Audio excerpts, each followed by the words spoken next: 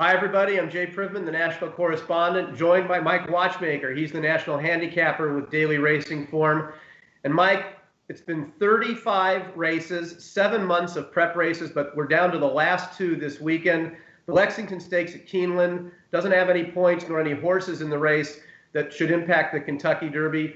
But the Arkansas Derby, the last race that has 170 points overall, has 3 horses in our Derby Watch Top 20, including maybe the biggest mystery that we've seen this spring, and that's Classic Empire. He's in this field. What are your expectations for him on Saturday in the Arkansas Derby? How can I answer that, Jay? Anybody who knows what Classic Empire is going to do on Saturday is full of it. I mean, nobody knows what this horse is going to do. He was so good last year. And he won a very, very strong renewal of the Breeders' Cup Juvenile. I thought that was a very strongly run race. And then he came out first start this year, and he was a total no-show in the Holy Bull. He came out of the race with a foot abscess, which might have explained it, but then he had episodes of like not wanting to train. And then he was whisked off to Central Florida, where he worked under the cover of darkness. All right, I'm embellishing a little bit, but still, who knows what to expect from this horse? I mean, on his day, Classic Empire could win this Arkansas Derby by 15 lengths. But, does he feel like behaving? Do you want to take a short price on a horse like this is a whole other question. And even if he wins this race, Shay, because I want to ask you a question, because I know you're a Classic Empire fan, and I like him too. But even if he wins this race, will he have enough foundation to win the Kentucky Derby?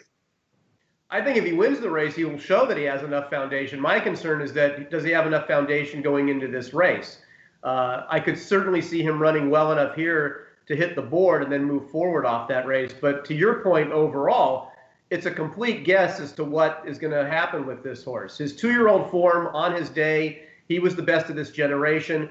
But let's face it, not since the Breeders' Cup Juvenile has he run a race that you would be encouraged by, and he's only had 1 start since then. So this is a pivotal race for him. He needs to run well to move on to the Kentucky Derby. Otherwise, last year's juvenile champ will be out of the running for this year's race, which has already proven to be a pretty wide open field. Now, Mike, there's a couple other horses in here that are coming out of the prep for the Arkansas Derby. That's the Rebel. The 1-2 finishers in here, Malagasy and Untrapped. What are your expectations for how they'll do in this race on Saturday?